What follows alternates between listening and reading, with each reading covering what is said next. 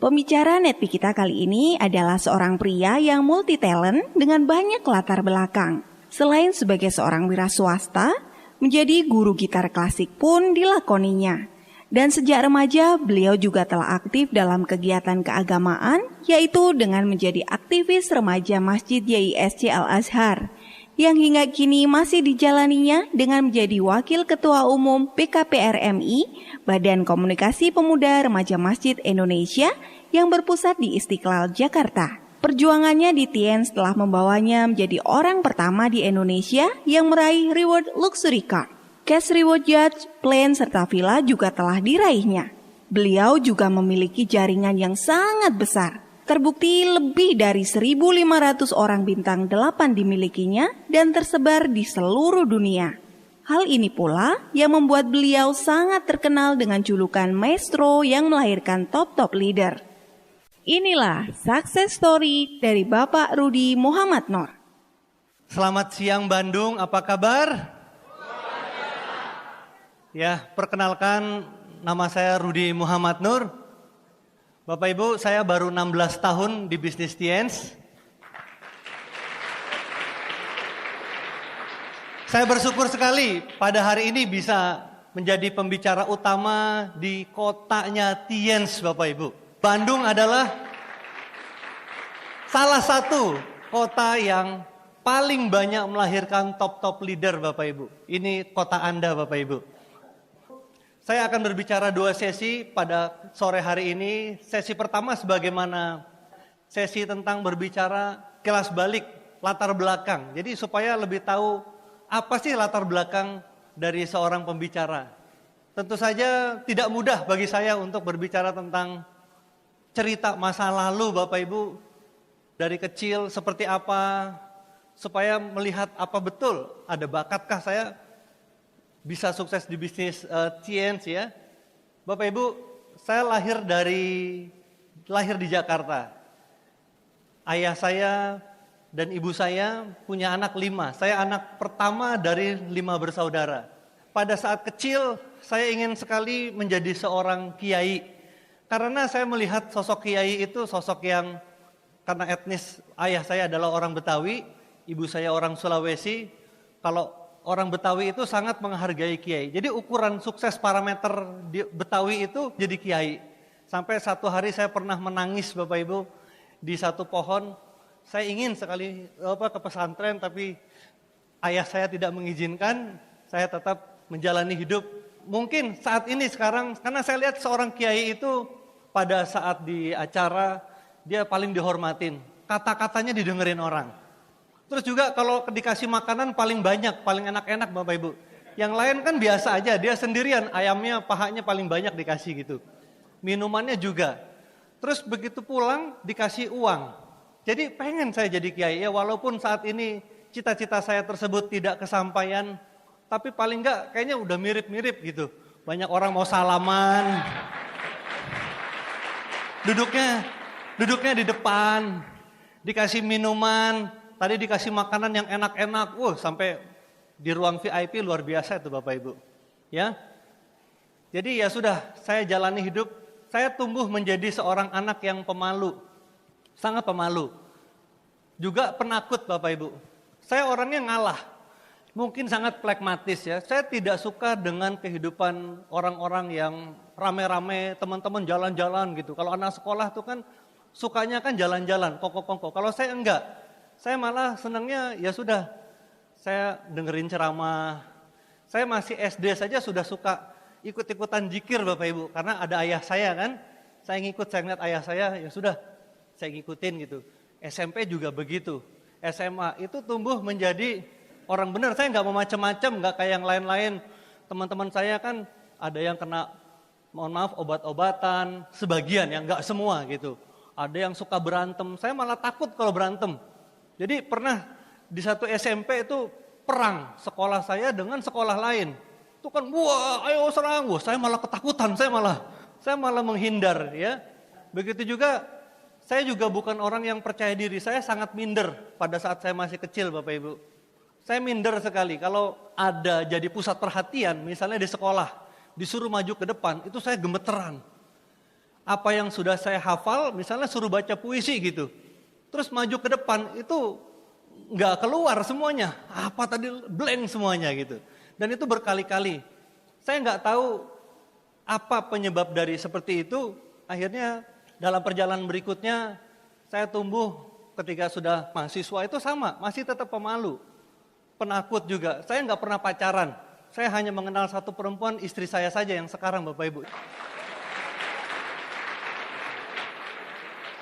Karena saking takutnya SMA, saya kalau suka sama perempuan, diem-diem Bapak Ibu.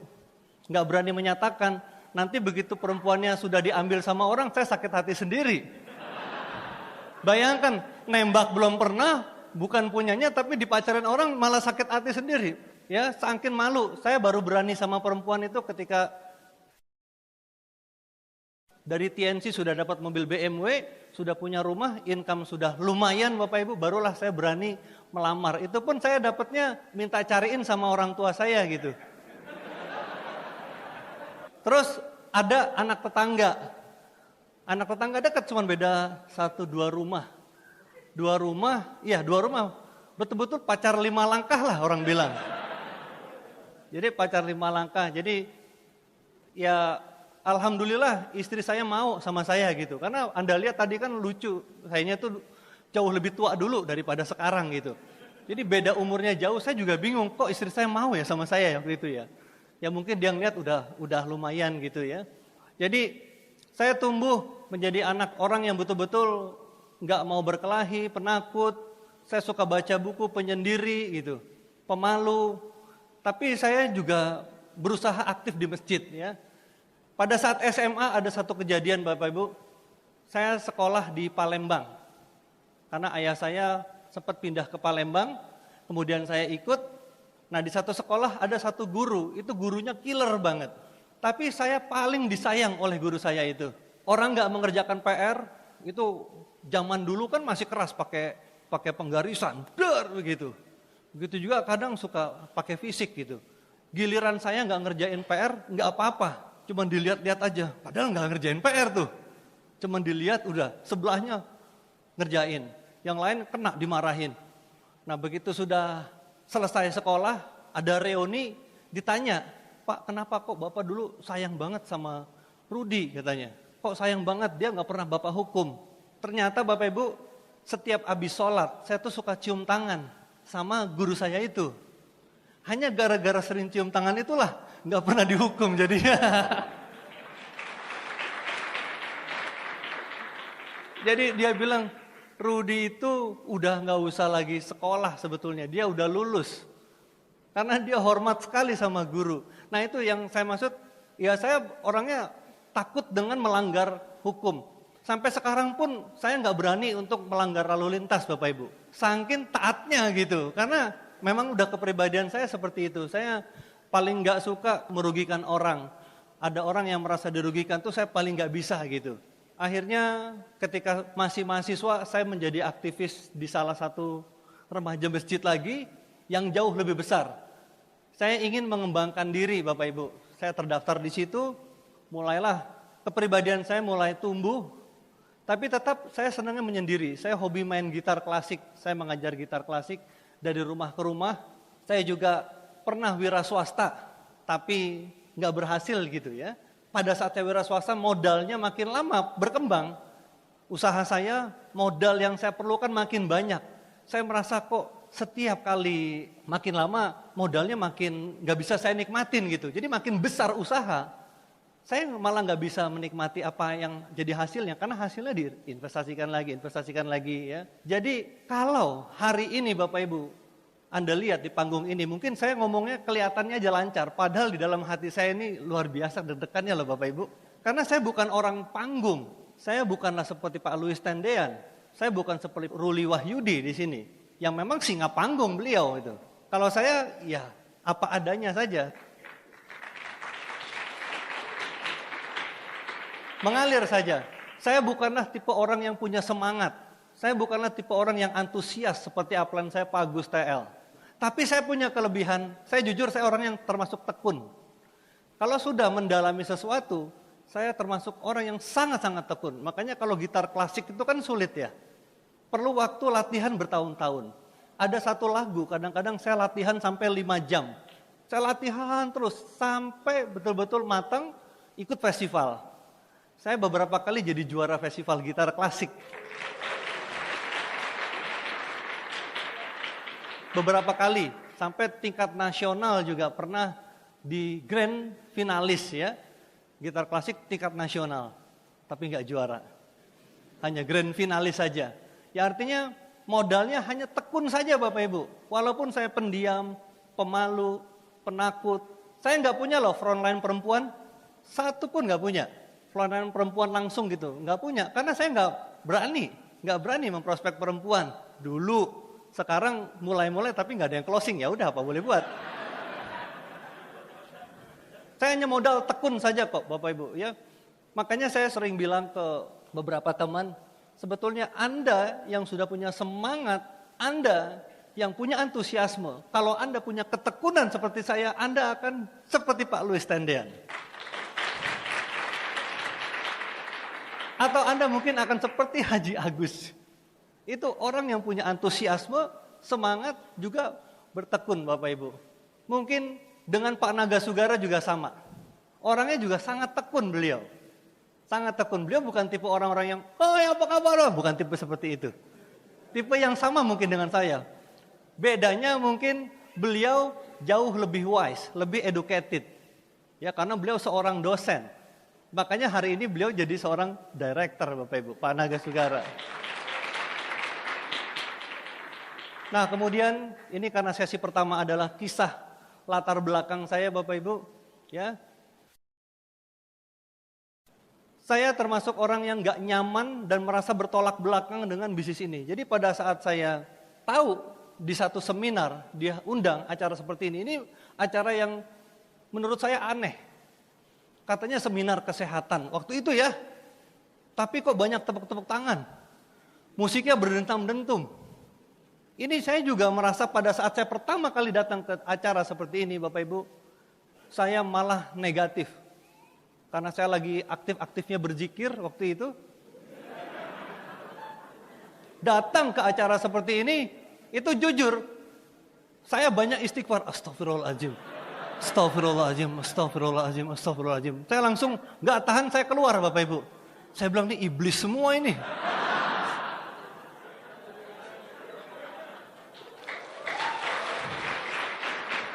Dosa ini. Apalagi MC-nya dulu masih mending yang tadi itu. Dengan sopan. Yang dulu joget-joget, muter-muter gitu. Saya bilang, ini apaan ini acara? Pada saat di luar, saya kan mau pulang gak bisa. Karena yang ngundang masih di dalam. Sampai selesai acara saya lihat, itu yang pakai jas, pakai dasi Bapak Ibu, pada ganti di toilet. Jasnya diganti, pakai tas saya buntutin sengaja. Ini tampangnya sebetulnya nggak meyakinkan kok pakai jas, pakai dasi ini. Saya buntutin ternyata benar. Dia naik bus, terus ada yang naik motor. Wah dasar penipuan emang nih. Karena biasanya orang yang pakai jas, pakai dasi, itu kan pakai mobil, ada sopirnya. Bayangan saya seperti itu. Saat itu gitu. Kalau sekarang saya sudah maklum lah. Pakai jas, pakai dasi orang bonusnya lebih besar dari gaji-gaji direktur semuanya. Udah memahami. Jadi akhirnya saya baru paham setelah diterangkan oleh upline saya. Lu bayangin dong, kalau MC-nya katanya. Kalau MC-nya ada podium, terus dianya berucap, Assalamualaikum warahmatullahi wabarakatuh. Misalnya, Bapak Ibu pada hari ini... Orang tidur semua Rod katanya. Kamu harus tahu dong, setiap tempat tuh ada budayanya. Main bola tuh ada budayanya. Begitu gol, orang teriak-teriak, loncat-loncat, gol gitu. Gak ada katanya. Kalau begitu gol, alhamdulillah. Gak ada Rod. Sama. Begitu orang kampanye partai naik-naik ke kursi, dibotakin kepalanya. Itu juga. Kok lu gak bilang gila? Kalau di tempat gua, lu harus tahu katanya. Marketing itu, budayanya ya seperti itu. Mau di asuransi, mau di properti, mau di MLM, direct selling, ya semuanya semangat gitu. Nah, saya baru dapat jawabannya, oh pantesan loncat-loncat, pakai musik. Memang mereka itu menyambut masa depan. Mereka jadi semangat, oh gitu ya. Tapi jujur, saya masih nggak nerima Bapak Ibu. Masih nggak nyaman. Saya perlu lama sekali Bapak Ibu untuk bisa tuning dengan bisnis network marketing. Lama, karena saking pemalunya, penakut. Dan saya juga orang yang sangat negative thinking. Ini puncak-puncaknya ketika sudah mulai mahasiswa ya. Saya nggak tahu kenapa, saya nggak suka ngeliat orang yang sombong. Apalagi yang pakai kacamata hitam. Saya nggak sukanya minta ampun. Padahal tuh di jalan, saya lagi di bus, ngeliat orang di jalan pakai kacamata hitam. Tuh saya usap muka saya. Nauzubillahi min dzalik nih, sombong banget. Padahal dia nggak salah apa-apa tuh. Saking negatifnya. Pokoknya kalau udah orang jalan begini nih, saya udah nggak suka bener. Nggak tahu kenapa, saya juga kurang suka dengan orang-orang yang buang-buang waktu. Teman-teman saya kecil ketika dia nongkrong, itu juga sama. Saya nggak suka gitu. Ngapain saya kayak dia? Jadi merasa bener sendiri. Katanya nggak tahu, saya negatif banget ya orangnya. Selalu ngelihatnya dari sisi negatif terus. Tapi saya bersyukur sekali saya kenal bisnis ini Bapak Ibu, itu jadi sembuh. Sembuh total itu. Karena orang negatif, konon kabarnya pada saat dia masuk surga, dia tetap negatif. Wah surga begitu doang ternyata. Astagfirullah katanya Pak Jamal. Ya karena memang tracking otaknya sudah negatif. Jadi selalu saya tuh dulu orangnya melihat yang jeleknya terus. Jadi kalau ditawarin apa aja juga sama. Saya ngelihatnya curiga dulu. Mau ditawarin gak hanya network marketing. Pokoknya mau nawarin apa aja saya udah curiga dulu sama orang. Saya tidak tahu tumbuh menjadi orang yang berkepribadian seperti itu ya. Ngalah, sabar juga. Orangnya sabar kalau ada mobil minggir gitu. Ya iyalah ada mobil pasti minggir. Saya orangnya mengalah terus. Tapi itu tadi Bapak Ibu, saya merasa orang yang selalu bertekun terus. Nah begitu saya kenal bisnis ini, saya bersyukur awalnya kenal bisnis ini karena ayah dan ibu saya ya. Sakit, saya perlu produknya, itu juga join karena memang ingin ayah dan ibu saya sembuh Bapak Ibu. Ayah saya dulu kena penyakit hepatitis B, sedangkan ibu saya kena liver. Ibu saya sering pingsan ya, kadang masuk ke rumah sakit itu. Ya alhamdulillah sejak kenal produk Tiens Bapak Ibu sampai hari ini nauzubillah min dzalik ya. Tidak pernah masuk rumah sakit sampai hari ini. Sebegitu negatifnya Bapak Ibu, sangat sulit saya untuk tuning, untuk mau melihat keindahan bisnis ini. Ya sampai satu hari saya membaca satu buku, judulnya The Business School. Di situ disebutkan bisnis ini adalah for people who like helping people. Saya berusaha untuk mencari keindahan. Keindahan apa bisnis ini? Apa yang disebutkan, apa iya bisnis ini bisa mengubah orang?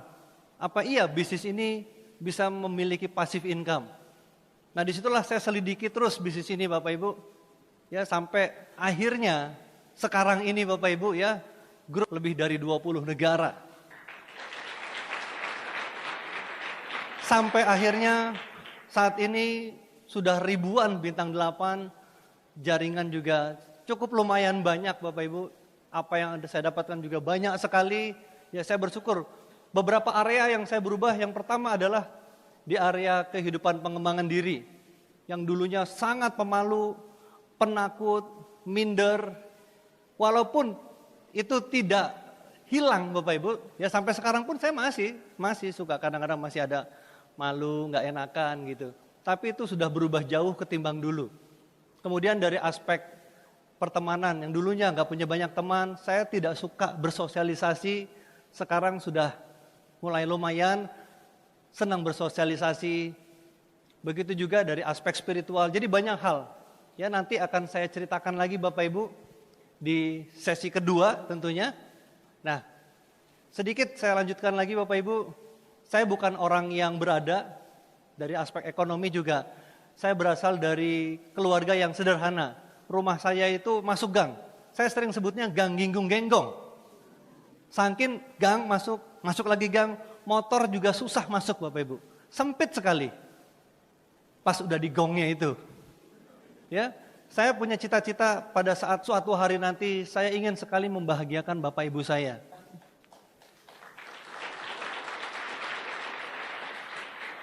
Saya lihat ayah dan ibu saya sudah berjuang mati-matian dengan segala keterbatasannya. Saya tahu beliau ingin sekali melihat orang yang dilahirkannya itu menjadi orang sukses. Makanya saya ketika itu saya berjanji kepada diri saya sendiri, saya berdoa kepada Tuhan yang Maha Kuasa, Allah Subhanahu wa Ta'ala. Saya berjanji kalau saya suatu hari sukses, saya akan membangunkan rumah besar buat ibu bapak saya, Bapak Ibu. Saya juga berjanji saya harus membangunkan rumah ayah saya dulu. Barulah saya membangunkan rumah saya sendiri. Alhamdulillah dari bisnis ini akhirnya rumahnya sudah terbangun. Waktu itu 4 lantai, saya habis sekitar 2 miliaran ya.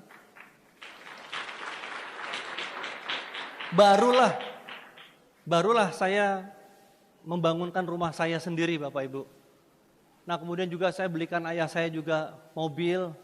Saya juga naikkan haji orang tua saya, bahkan tante saya juga saya naikkan haji. Paman saya naikkan haji Bapak Ibu. Ayah ibu saya ajak berkeliling ke luar negeri ke belasan negara ya dari bisnis ini. Itu karena memang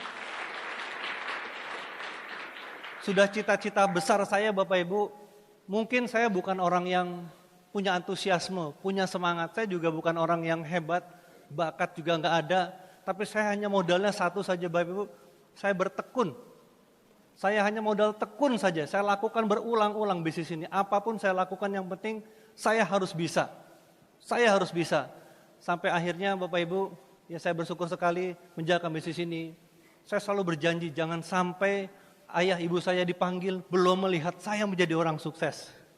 Bapak Ibu, akhirnya alhamdulillah ya dari bisnis ini ayah ibu saya sudah bangga sekali dengan saya. Sampai akhirnya tahun lalu ayah saya dipanggil oleh Yang Maha Kuasa dalam keadaan masih sehat. Beliau sedang berceramah Bapak Ibu tiba-tiba jatuh dan meninggal wafat di dalam mihrab masjid Bapak Ibu. Pada saat itu sedang ceramah, beliau sering sekali azan, beliau dipanggil oleh Yang Maha Kuasa di tempat beliau sering memanggil para jamaah. Ayah saya hanya seorang pengurus masjid, ya bertahun-tahun Bapak Ibu, isinya hanya pengabdian kepada masyarakat saja. Ya saya bersyukur beliau dipanggil oleh Yang Maha Kuasa, tapi beliau sudah menyaksikan bahwa putranya yang dilahirkan sudah menjadi orang yang sukses Bapak Ibu. Ini dulunya Bapak Ibu rumah saya, ya saya lahir di sini, rumah Gang Ginggong Genggong. Ini jalanannya masih sengaja saya sisain Bapak Ibu. Dan terakhir itu semua rumah udah saya beli itu. Semua rumah udah saya beli, jadi besar. Sampai orang-orang bilang, tuh sombong banget anak Pak Haji ya. Mentang-mentang orang kaya baru. Itu rumah si Anu dibeli, dia sampai pindah kemana gitu. Ya memang, padahal yang minta beli siapa, yang beli siapa. Orang yang punya rumahnya sendiri yang minta dibeli, ya saya beli. Itu. Ya memang selalu dalam satu kesuksesan itu ada orang yang senang dan ada orang yang tidak senang. Ada orang yang senang melihat orang lain tidak senang. Ada orang yang tidak senang melihat orang lain senang. Ini pusing ya mainan kata-kata ya. Sedikit filosofis. Kebetulan saya lagi kursus filsafat juga. Saya lagi belajar filsafat Ibnu Arabi, ya, dan juga filsafat Rumi. Itu filsafat cinta. Tuh, sukanya yang begitu-begitu. Jadi beda.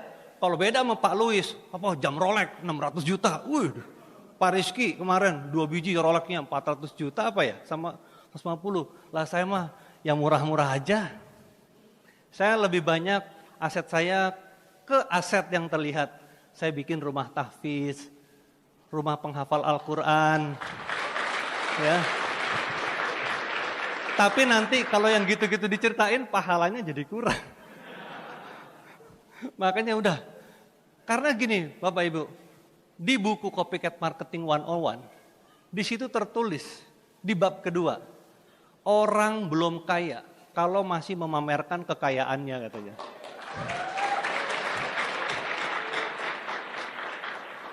Jadi memang selama ini saya lebih memilih hidup yang sederhana saja.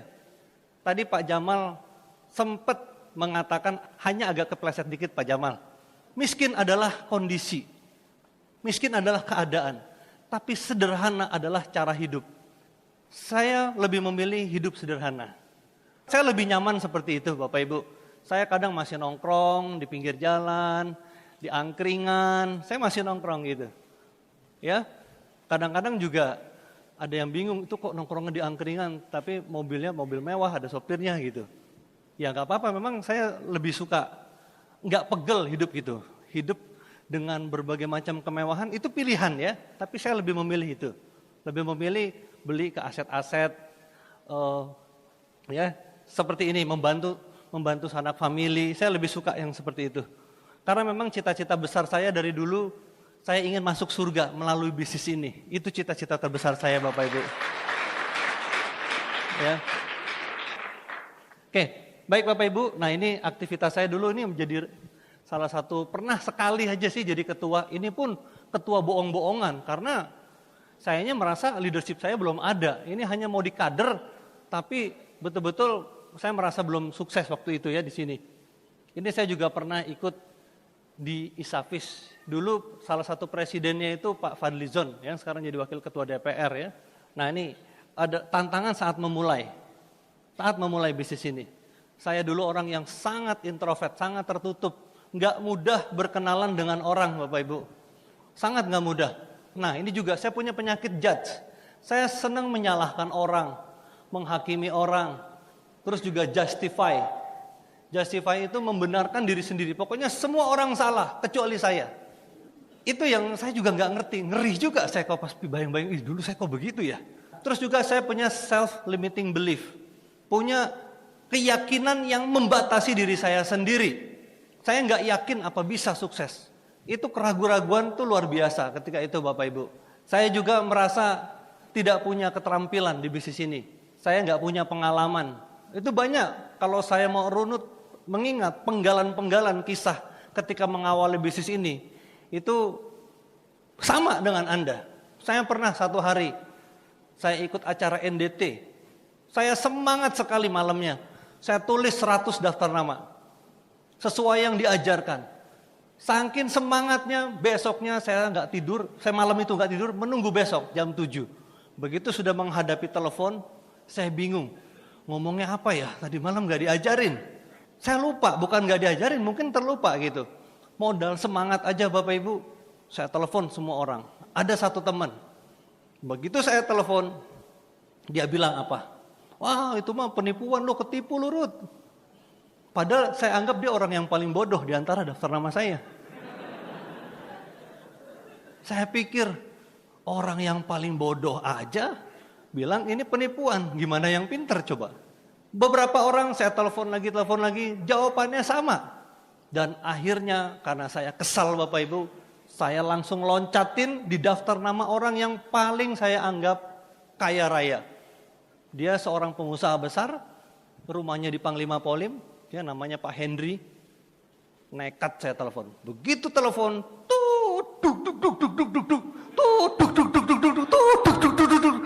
nggak ada yang ngangkat. Alhamdulillah nggak ada yang ngangkat. Anda ada yang begitu? Ada? Coba angkat tangan siapa yang ya? Anda juga nanti jadi director sama seperti saya.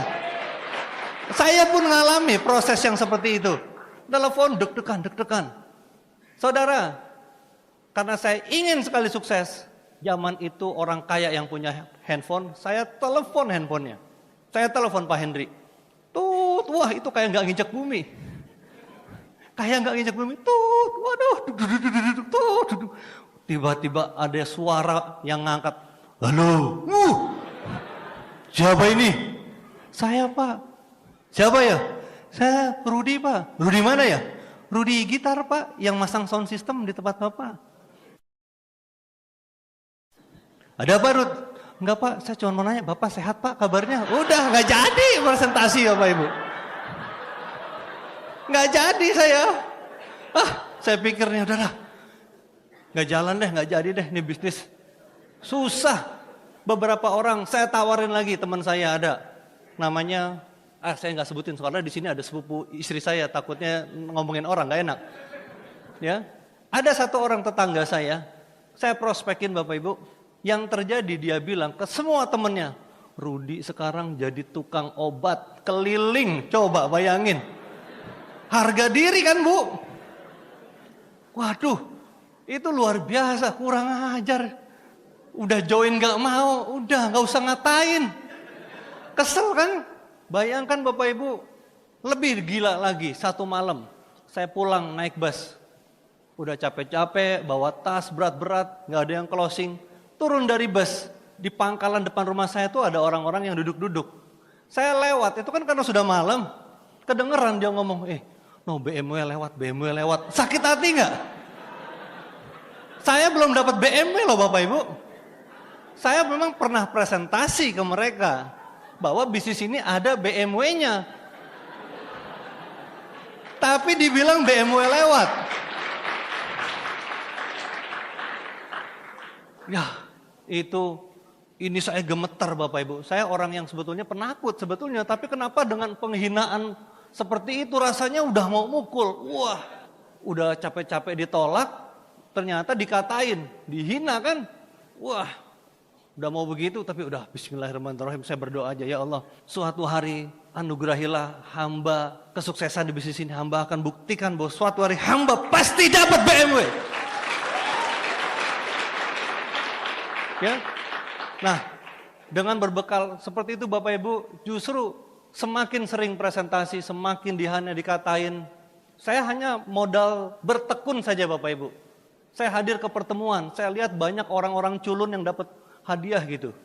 Orang-orang culun bisa dapat bintang 6, ya kan sama culun ya mas saya juga. Zaman dulu tuh kalau ngeliat fotonya aneh-aneh, dasinya Mickey Mouse.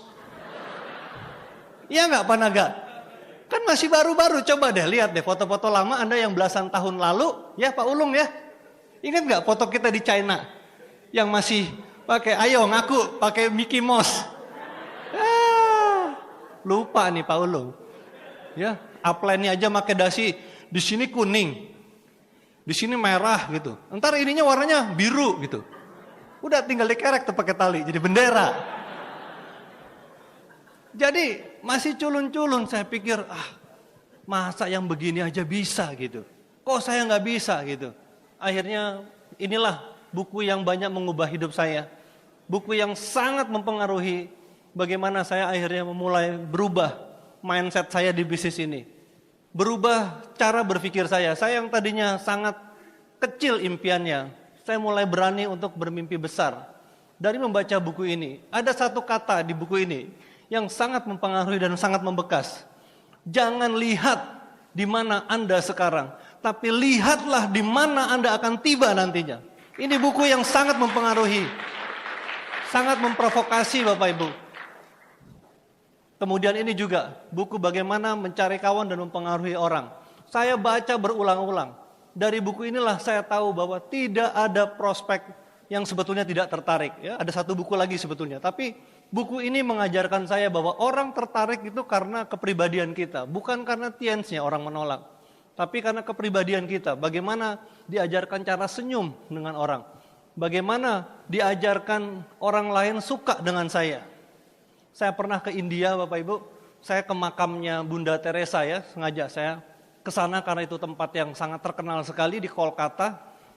Di situ ada tertulis, ada tulisan, di dunia ini lebih banyak orang yang lapar penghargaan ketimbang lapar roti.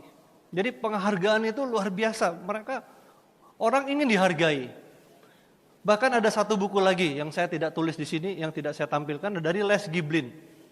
Strategi meraih kekuasaan dalam berurusan dengan orang lain. Di buku itu tertulis juga, apabila kita bisa, itu jadi perasaan ingin dianggap penting, itu menjadi perasaan yang tertinggi dari setiap orang. Barang siapa bisa membuat orang lain merasa dirinya adalah orang yang paling penting, maka dunia ada di tangan kita. Itu buku itu Bapak Ibu. Jadi mempengaruhi mulailah masukan-masukan, karena bisnis ini mengajarkan saya harus baca buku, maka saya harus teachable kepada upline. Karena upline mengajarkan baca buku, bisnis ini juga mengajarkan baca buku, One Vision mengajarkan baca buku, saya tunduk patuh aja. Saya ikutin, baca buku ini saya baca. Ternyata setelah saya banyak baca, saya mulai menyadari bahwa sebetulnya orang tidak ada prospek yang tidak tertarik. Yang ada adalah presentasi yang tidak menarik. Presentasi yang tidak menarik ini menyangkut dua hal. Pertama, what to offer, apa yang kita tawarkan. Yang kedua, who to offer, siapa yang menawarkan. Jadi kalau ada orang tidak mau bergabung Tiansi, dia bukan tidak tertarik dengan Tiansinya. Dia sedang tidak tertarik dengan sayanya. Mungkin cara-cara saya masih kurang enak. Cara-cara saya kurang benar. Mungkin pakaian saya masih belum pantas. Belum meyakinkan. Trust-nya belum ada. Nah, dari buku inilah Bapak Ibu, saya banyak belajar karena saat itu belum ada CD. Di awal-awal belum ada CD. Pertemuan sudah ada, tapi buku juga sudah ada. Modal itulah yang membuat saya semakin tekun menjalankan bisnis ini. Membuat kepercayaan diri semakin besar. Membuat mindset saya yang tadinya negative thinking jadi berubah. Nah, saya juga belajar dari buku-buku itu. Di situ disebutkan, bayarlah berapapun untuk selalu dekat dengan orang-orang sukses. Bayangkan, bayarlah berapapun untuk selalu dekat dengan orang sukses. Saya mengawali bisnis ini dengan orang yang bukan punya pengalaman, bukan punya skill, pemalu, penakut. Saya ingin sukses. Saya lihat role model saya adalah Pak Agus Trilaksono di awal-awal. Apa yang saya lakukan Bapak Ibu, saya pengen belajar dari beliau. Beliau itu kan singa panggung. Wah, itu kalau joget udah pakai baju gini, sat. Nah, itu closing udah tuh, Bu. Kalau udah begini. Kalau udah begini nih, ya kan? Beliau adalah guru saya, Bapak Ibu. Saya penasaran, kenapa kok kalau Pak Agus TL yang presentasi kepada teman-teman saya, kok orang closing? Sementara kalau saya yang presentasi, kok nggak pernah closing gitu? Salah saya apa? Dosa saya apa ini? Saya lihat dia presentasi. Semangat ya ternyata ya. Saya mau coba semangat begitu nggak bisa. Saya mau coba samain kayak beliau kan nggak bisa. Wah, gimana caranya? Ya sudah, akhirnya saya baca lagi buku. Baca buku terus. Di buku The Question Are the Answer, karangan Ellen Peace. Di situ disebutkan tentang 3 hal yang terpenting bisnis ini akan besar. Apa itu? 1, presentasi lebih banyak. 2, presentasi lebih banyak. 3, presentasi lebih banyak. Kok presentasi lebih banyak, presentasi lebih banyak? Ya sudah, saya lakukan saja. Jumlah presentasinya lebih banyak. Disitulah perjalanannya Bapak Ibu, saya mulai bertarung dengan tantangan-tantangan dan kegagalan-kegagalan dalam presentasi. Karena saya dulu masih belum apa-apa, masih naik bus, masih dekil, rambut masih copeng-camping, kadang-kadang pakaiannya juga nggak matching, sini warna apa, sepatu warna apa gitu. Nggak mudah dengan keterbatasan secara finansial, keterbatasan penampilan, meyakinkan orang yang levelnya di atas saya, baik sisi umur maupun jabatan. Itu nggak gampang. Begitu kita mulai presentasi, belum apa-apa, udah nolak dia. Baru kita duduk, udah pasang begini duluan. Udah, sana sini, dia, oh gitu ya, oh ya udah, nggak closing. Ketemu dengan orang-orang yang merasa dirinya tinggi gitu. Yang gini-gini, kita malah diajarin. Kita malah diajarkan, udah deh, yang kayak begini mah udah lama ini penipuan. Wah banyak di awal-awal seperti itu. Begitu banyaknya hal-hal negatif, saya searching di internet tentang Tiens, ya, tentang bisnis Tiens. Ternyata di situ ada buku juga, ini buku mulu nih, buku Zig Ziglar, judulnya Network Marketing for Dummies. Saya baca di halaman 16. Di situ tertulis bahwa Tiens nantinya akan menjadi salah satu perusahaan yang bernilai di dunia. Dengan kecepatan pertumbuhan distributor yang begitu cepat, ya, itu untuk meyakinkan saya, karena kan dulu masih bingung antara benar atau enggak bisnis ini. Kalau sekarang sih udah enak. Sekarang Bapak Ibu sudah enak, sudah begitu banyaknya buku-buku network marketing. Bahkan di kampus-kampus, ya, orang seperti Philip Kotler yang bukunya dipakai di kampus-kampus itu sudah memasukkan network marketing sebagai salah satu cara distribusi. Belum lagi orang-orang dari Harvard Ada buku judulnya The New Professional. Saya punya ratusan buku MLM Bapak Ibu. Sekarang, tapi kan kalau dulu kan enggak. Nah dulu modalnya buku ini aja yang membuat saya terus bertekun dengan penolakan terus, rasa sakit. Saya teruskan, saya tahan. Saya perbesar impian saya perbesar keyakinan saya. Kemudian Bapak Ibu, nah ini ada juga satu kutipan dari Brian Tracy. Orang-orang sukses selalu berpikir, bertindak dan berbuat tentang apa-apa yang diinginkan. Sedangkan orang-orang gagal berpikir, berkata dan bertindak tentang apa-apa yang tidak dia inginkan. Jadi orang-orang sukses selalu mencari jalan. Orang-orang gagal selalu mencari alasan. Nah, saya belajar terus dari kutipan-kutipan seperti ini yang membuat saya lebih terbangun. Ya walaupun tetap kepribadian tidak berubah, tetap cool Bapak Ibu. Jadi enggak berapi-api, enggak semangatnya enggak tinggi gitu. Biarkan, saya memang seperti angsa, kelihatannya aja kalem. Tapi kakinya gini-gini nih. Ya kan? Mungkin orang heran. Begitu ada top leader dari MLM lain ketemu sama saya. Leadernya Tianxi kok kalem banget ya? Pendiam banget gitu. Apa iya itu leader gitu? Ya terserah saja kata saya sih. Banyak kalau udah sukses tuh aneh-aneh. Ketemu sama orang. Begitu saya mau presentasi. Tianxi. Ini leadernya mah teman-teman saya Pak. Teman saya semua tuh. Pak Louis Tendean, Pak Rudi M. Nur. Gitu. Lah itu ada saya di situ. Udah sering lah Bapak Ibu begitu. Ya aneh-aneh ya kalau nanti Anda dalam perjalanan diprospek oleh downline sendiri gitu. Wah, saya di satu rumah sakit Bapak Ibu. Di satu rumah sakit kan gara-gara di meja sebelah saya lihat loh. Kok ngomongin Tianxi gitu. Saya nengok begini dikit kan. Nah ternyata dia bisik-bisik tuh kayaknya Bapak itu ngelirik-lirik kita mulu gitu. Udah akhirnya disamperin Pak. Lagi nunggu Pak. Iya saya lagi lihat anak gitu. Di prospek Bapak Ibu. Oh gitu, ya. Ya itulah, kalau sudah jaringannya terlalu besar ya seperti itu. Oh sombong. Iya, kalau saya sempat nanya di kantor, akumulasi jaringan saya di 28 negara ada 7 juta orang Bapak Ibu ya. Sudah 7 juta orang. Tapi tidak semuanya aktif. Kalau lihat keaktifan 660 ribuan. Ya, yang melakukan pembelanjaan di 20 negara itu. Karena yang banyak juga dari jaringan Ibu Atin. Dari Ibu Atinnya udah berapa negara Bu Atin?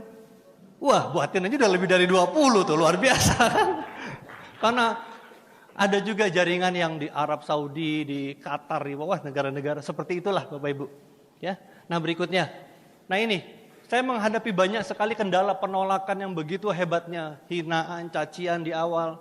Ya, karena saya juga mengerti yang salah bukan mereka.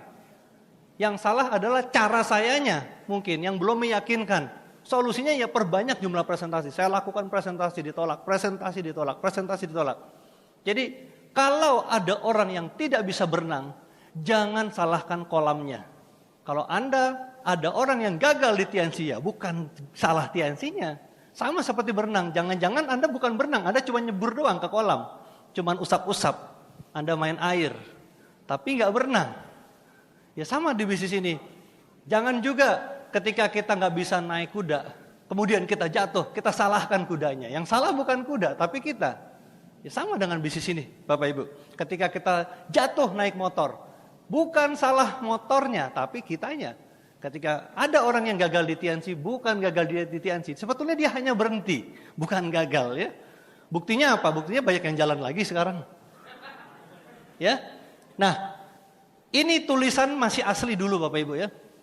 Saya harus mencapai level keterampilan seperti mereka, melakukan apa yang seperti mereka ya. Level orang-orang yang sudah sukses. Saya pelajarin dari cara jalannya, cara ngomongnya. Walaupun gak bisa meniru 100%. Tapi cara kerjanya, saya ikutin Pak Agus TL, saya bawain tasnya. Semata-mata pengen belajar presentasi.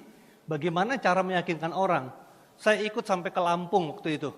Saya perhatiin, kok yang diomongin itu lagi. Pindah lagi. Minggu depan, kok ngomongnya itu lagi. Saya tanya, saya pengen dapat ilmu yang lainnya deh. Kok itu lagi yang diomongin ya? Ya iya, mau ngomongin apa lagi Ruth? Kan orangnya beda-beda. Ya juga sih. Nanti kalau presentasinya beda-beda, ya nanti nggak bisa diduplikasi. Jadi belajarlah terus, karena ini bisnis duplikasi. Bukan bagaimana kita nyaman dengan cara kita, tapi duplicable nggak, bisa diduplikasi atau nggak caranya. Nah itu yang saya belajar. Nah kemudian belajar fokus kepada apa yang dibutuhkan oleh prospek. Bukan kepada hebat-hebatnya marketing plan produk ya. Ini juga saya belajar. Terus juga memperbaiki penampilan. Jangan-jangan orang nggak closing karena dia takut saya gondrong. Nah teman-teman, saya sejak menjalankan bisnis ini tidak lagi mengajar musik. Sekali-sekali main sebagai hobi, ya main. Tapi memang harus ada yang saya korbankan. Saya mengorbankan profesi saya sebagai pengajar musik. Karena waktu yang saya habiskan berjam-jam, saya merasa kayaknya kemanfaatannya kurang untuk kemaslahatan banyak orang gitu. Kalau saya asik 5 jam sendirian, mungkin dampaknya hanya saya saja. Nah akhirnya hobi masih tetap. Ya, sekali-sekali saya main untuk menghibur, tapi sebagai profesi saya putuskan profesi saya adalah sebagai network marketer. Saya putuskan. Bukan apa-apa Bapak Ibu, karena saya sudah yakin inilah jalan saya. Dengan banyaknya orang yang dari sakit jadi sembuh, dari banyaknya orang yang dari nggak punya penghasilan sehingga menjadi miliarder. Jadi ini sebuah kebaikan yang kita terbatkan. Kita menjadi saluran berkat buat banyak orang. Wah ini sejalan. Kenapa saya menjadi aktivis di remaja masjid? Karena saya memang ingin sekali menjadi orang yang bermanfaat buat banyak orang. Nah itulah saya putuskan inilah jalan saya. Nah akhirnya seiring dengan perjalanan waktu Bapak Ibu ya tentunya apa yang saya cari itu berubah. Dulu mungkin ada tingkatan-tingkatan kebahagiaan. Di awal-awal mungkin tingkatan kebahagiaan yang saya cari adalah kebahagiaan panca indera. Misalnya musik, misalnya makanan. Makanan di mana dicari gitu. Saya belajar dari satu guru saya, bilang tingkatan yang berikutnya adalah tingkatan waham. Di mana orang mencari kekuasaan, orang mencari prestasi. Jadi di atasnya tingkatan yang panca indera tadi. Ada orang yang senangnya di mata, dia ngelihat pemandangan ataupun TV ya. Itu kebahagiaan panca indera. Nah ini prestasi, orang rela nggak makan untuk dapetin prestasi ini.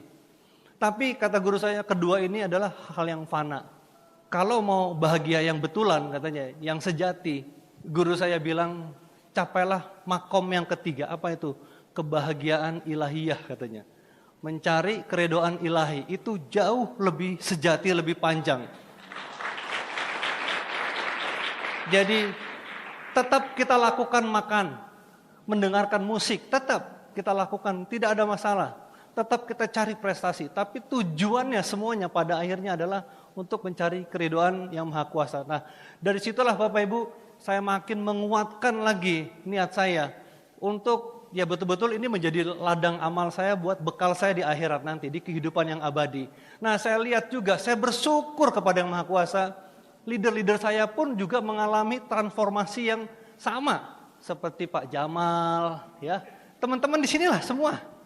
Pak Naga Sugara itu makin religius, Bapak Ibu. Semakin kaya, teman-teman ini semua makin religius, ya. Itu yang saya juga bersyukur sekali sehingga bukan hanya dunia yang didapat, tapi mudah-mudahan akhirat juga didapat dari bisnis ini.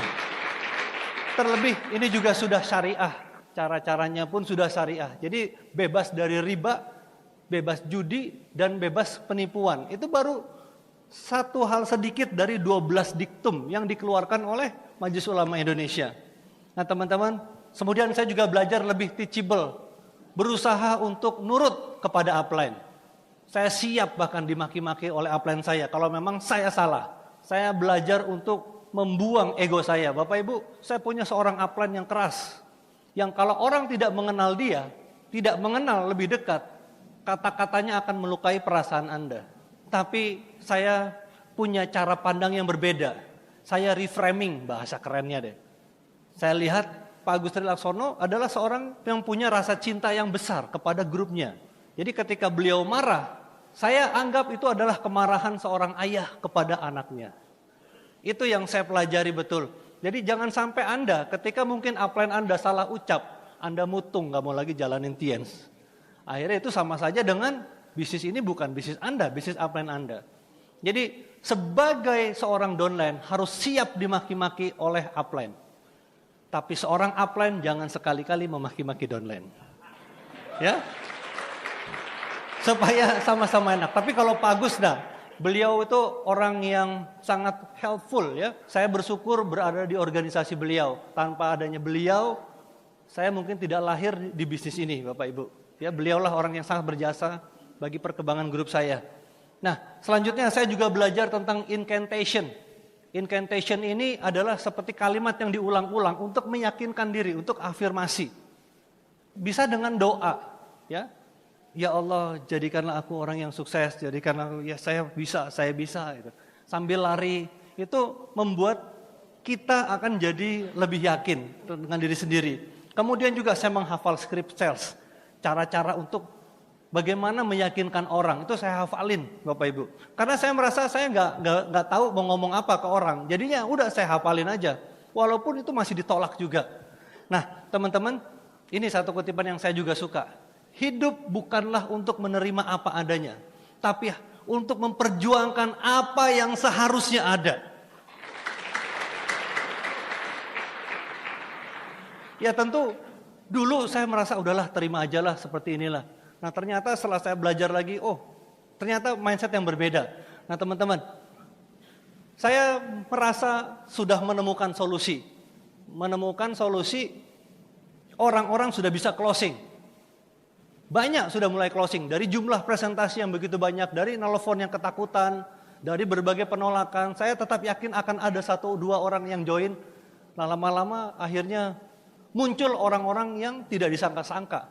Ada Pak Louis Tendean, ada Ibu Atin, ya, ada Pak Naga Sugara, ya, ada Haji Agus juga ya di Tarakan. Itu juga dari kedalaman hanya 27 Bapak Ibu.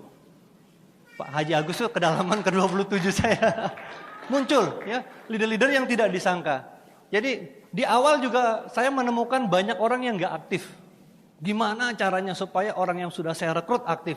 Nah saya ketemu solusinya karena banyak orang yang hanya bergabung tapi nggak menjalankan bisnisnya. Terus juga prospek-prospek yang cuma beli produk, terus jarang yang bertahan lama. Udah join berhenti. Terus ada yang pindah ke perusahaan lain. Saya sulit membangun mereka yang berskala prioritas tinggi ya, orang-orang yang di atas saya gitu. Susah banget saya meyakinkannya. Terus melakukan kesalahan-kesalahan fatal ya, kayak menjanji-janjikan. Itu di awal. Udah Pak, nanti saya bantuin kok Pak presentasinya. Nah ini kesalahan-kesalahan di awal. Akhirnya mereka menagih sesuai dengan apa yang saya janjikan. Mana Pak, katanya mau dibantuin presentasinya dan sebagainya. Nah ini solusinya Bapak Ibu. Bagaimana cara untuk membuat orang yang sudah saya rekrut ini jalan, saya fokusnya ke tiket. Bagaimana caranya mereka hadir ke pertemuan. Bagaimana caranya orang-orang yang sudah saya sponsori hadir ke VS. Itu saja, karena saya merasa tangan saya cuma 2. Saya ingin sekali membahagiakan ayah ibu saya. Bagaimana saya bisa membangun aset yang besar, income yang untuk membahagiakan bapak ibu saya, kalau orang yang saya sponsori ini nggak jalan.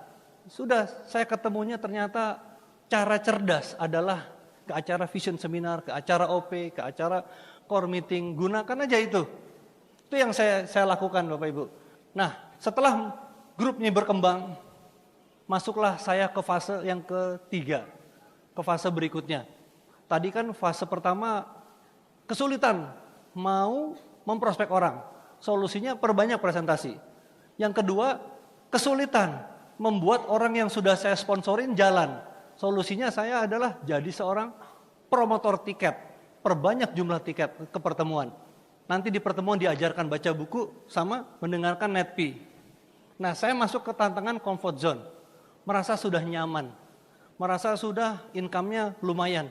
Kemudian di tahun 2013 ya saya juga senang tentunya ya masuk di satu majalah di dalam daftar 100 pemasar berpenghasilan tertinggi ya, masuk ke nomor 4. Nah, nomor 1-nya Pak Louis Tendean. Ya. Masuk ke nomor 4. Nah, kemudian ini adalah acara-acara TIENS. Nah, grup saya mulai berkembang, mulai menyeberang kemana-mana. Kita setiap tahun jalan-jalan ke luar negeri menghadiri acara function, acara-acara internasional seperti ini. Ini Bapak Ibu tahu kan? We are selling common fair. TNC has the some of the best product they have ever seen. I am nutritionist, my background. Hafal ya? Nah, kalau Anda hafal, Anda juga director nantinya. Orang tekun ya gitu Bapak Ibu. Saya jujur saya nggak merasa hebat. Saya bukan orang yang berbakat di bisnis ini. Saya merasa bukan orang yang punya keahlian di bisnis ini. Modal saya hanya tekun saja Bapak Ibu. Terus melakukan, terus melakukan, terus melakukan, terus melakukan, terus melakukan, terus melakukan. Sampai berhasil. Tidak berhenti. Nah ini juga ketemu Michael Sheffield. Ya, muka saya lebih tua dari hari ini. Kemudian juga jauh lebih hitam ya. Sekarang saya juga bingung kenapa kok kata orang makin lebih muda katanya. Saya juga nggak tahu. Tapi memang leader-leader TNC semua begitu. Mereka ngelihat mukanya belasan tahun lalu ngeri. Takut. Karena ternyata lebih bersih dan jauh lebih muda sekarang ya. Itu yang luar biasa teman-teman. Nah ini juga ada foto yang paling saya suka. Kalau Mr. Lee setiap foto dengan saya biasanya merangkul gitu. Itu yang saya juga merasa tersanjung sekali, bersyukur. Ini saat ini Tian juga membangun satu university yang sangat-sangat besar. Anda bisa cek di YouTube. Universitas yang besar, rumah sakit Taijisen ya. Anda bisa cek nanti, itu luar biasa sekali. Nah ini teman-teman, ini juga jalan-jalan ke luar negeri. Tentu teman-teman di depan ini juga ada ya fotonya di sini ya. Ini top-top Bandung nih, ada Pak Naga Sugara, ya, ada Pak Anggi, ada Pak Handri Wiguna, Pak Rizky Kanata, ya. Top-topnya Bandung ada semua, Pak Jamal juga itu. Nah, ini yang saya dapatkan dari bisnis ini Bapak Ibu. Ya, perubahan cara berpikir dan cara memandang kehidupan. Dulu saya selalu memandang hidup ini penuh penderitaan. Cari uang itu sulit. Hidup ini penuh dengan pengorbanan, kesedihan dan sebagainya. Ternyata dari bisnis ini saya diajarkan bahwa hidup ini indah. Hidup ini penuh dengan kebahagiaan.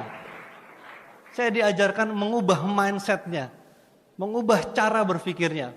Manusia bisa mengubah hidupnya dengan cara mengubah cara berpikirnya.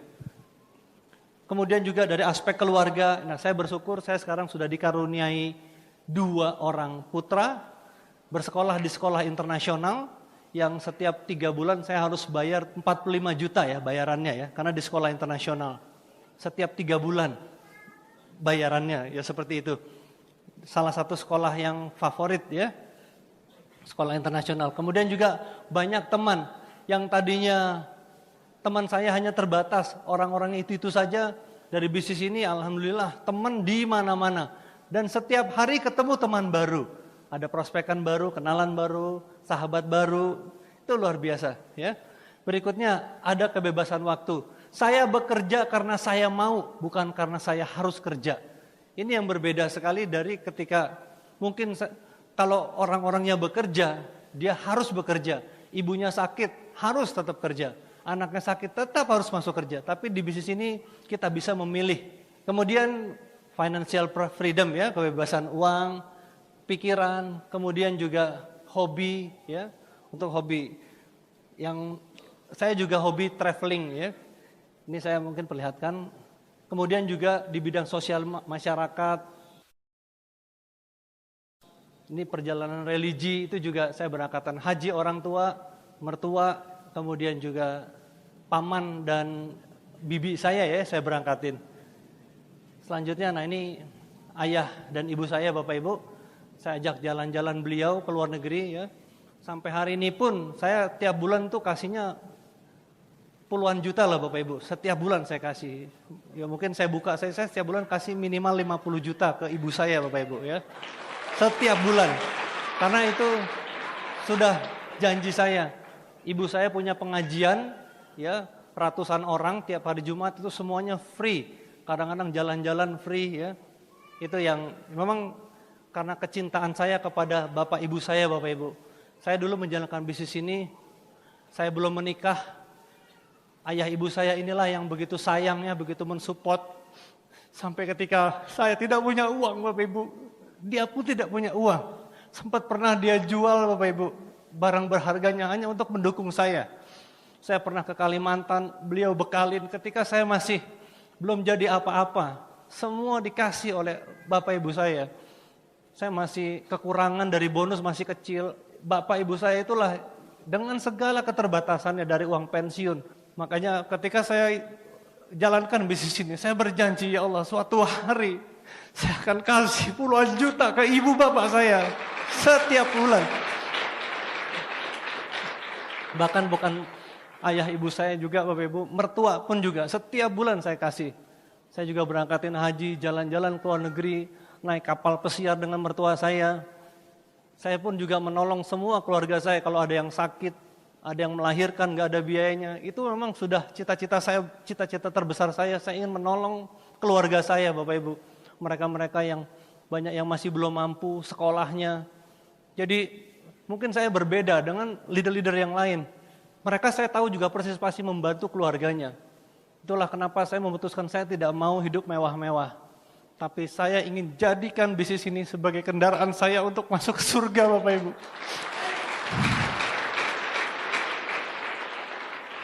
Ya, saya bersyukur sampai hari ini makam ayah saya diziarahi orang Bapak Ibu, sudah setahun lebih wafat. Di sini ada salah satu sepupu istri saya juga tahu persis. Ya, setiap hari dari pagi, sore itu ada orang yang ziarah. Ternyata Bapak Ibu, diam-diam ayah saya tuh sering banyak membantu orang. Saya belikan dia tempat tidur yang bagus sekali. Saya habis 40 juta beli tempat tidur, tapi dia tidak mau tidur di situ. Dia tetap tidurnya di bawah Bapak Ibu. Dia orang yang berzuhud, ya. Orangnya sangat zuhud sekali. Ketika dia sudah meninggal banyak sekali yang menangis dan ternyata juga makamnya ramai sampai hari ini Bapak Ibu, ya. Sampai hari ini, sore hari pun ramai, apalagi di hari Jumat. Ayah saya tidak sakit, tidak sedang menderita penyakit apapun karena juga baru check up. Pagi-pagi masih main sepeda. Nah, satu hari ada jamaah yang meninggal karena beliau memang seorang muazin, sering jadi imam juga.